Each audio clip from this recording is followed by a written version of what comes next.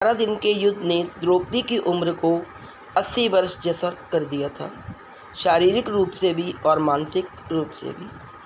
शहर में चारों तरफ विधवाओं का बाहुल्य था। पुरुष इक्का दुक्का ही दिखाई पड़ता था। अनाथ बच्चे घूमते दिखाई पड़ते थे और उन सब की वह महारानी द्रौपदी हस्तिनापुर के महल में निश्चेष्ट बैठी हुई शून्य को निहार रही थी। तभी श्री कृष्ण जी कक्ष में दाखिल होते हैं और उसे कहते हैं, द्रौपदी। द्रौपदी कृष्ण को देखते ही दौड़कर उनसे लिपट जाती है। कृष्ण उसके सिर को सहलाते रहते हैं और रोने देते हैं। थोड़ी देर में उसे खुद से अलग करके समीप के पलंग पर बैठा देते हैं। द्रौपदी, यह क्या हो गया सखा? ऐसा तो मैंने नहीं सोचा था। कृष्ण, नियति बहुत क्रूर होती है पांचाली। वह हमारे सोचने के अनुरूप नहीं चलती। वह हमारे कर्मों को परिणामों में बदल देती है। तुम प्रतिशोध लेना चाहती थी ना, और तुम सफल हो गई।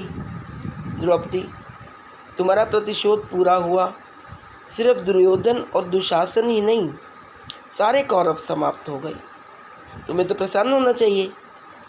द्रौपदी, सखा, तुम मेरे घावों को सहलाने आए हो या उन पर नमक छिड़कने के लिए आए हो? कृष्ण, नहीं द्रौपदी, मैं तो तुम्हें वास्तविकता से अवगत कराने के लिए आया हूँ। हमारे कर्मों के परिणाम को हम दूर तक नहीं देख पाते हैं, और जब वे समक्ष होते हैं तो हमारे हाथ में कुछ नहीं रहता। द्रौपदी, तो क्या इस युद्ध के लिए पूर्ण रूप से मैं ही उत्तरदायी हूँ? कृष्ण, नहीं द्रौपदी, तुम स्वयं को इतना महत्वपूर्ण मत समझो, लेकिन तुम अपने कर्मों में थोड़ी सी दूरदर्शिता रखती तो स्वयं इतना कष्ट कभी नहीं पाती। द्रौपदी, मैं क्या कर सकती थी कृष्ण? तुम तो बहुत कुछ कर सकती थी। जब तुम्हारा स्वयंवर हुआ तब तुम कर्ण को अपमानित नहीं करती और उसे प्रतियोगिता में भाग लेने का एक अवसर देती तो शायद परिणाम कुछ और होते। इसके बाद जब कुंती ने तुम्हें 5 पतियों की पत्नी बनने का आदेश दिया तब तुम उसे स्वीकार नहीं करती तो भी परिणाम कुछ और होते। और उसके बाद तुमने अपने महल में दुर्योधन को अपमानित किया कि अंधों के पुत्र अंधे होते हैं।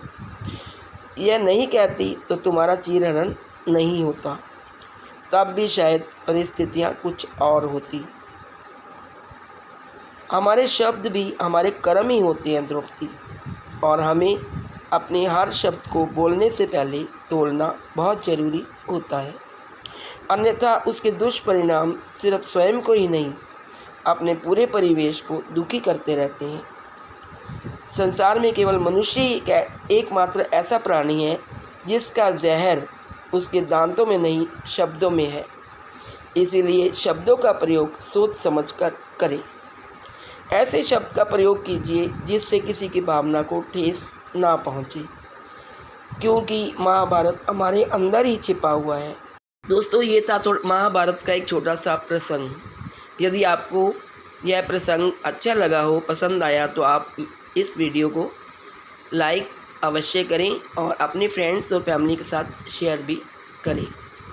और यदि आप मेरे चैनल पर नए हैं तो प्लीज़ सब्सक्राइब माय चैनल, और कमेंट बॉक्स में अपने कमेंट्स ज़रूर लिखिए, उसमें जय श्री कृष्णा लिखकर ज़रूर भेजिए। हंसते रहिए, मुस्कुराते रहिए और खुशियाँ बांटते रहिए। तब तक के लिए दीजिए मुझे इजाज़त। Take care, love you all, thank you.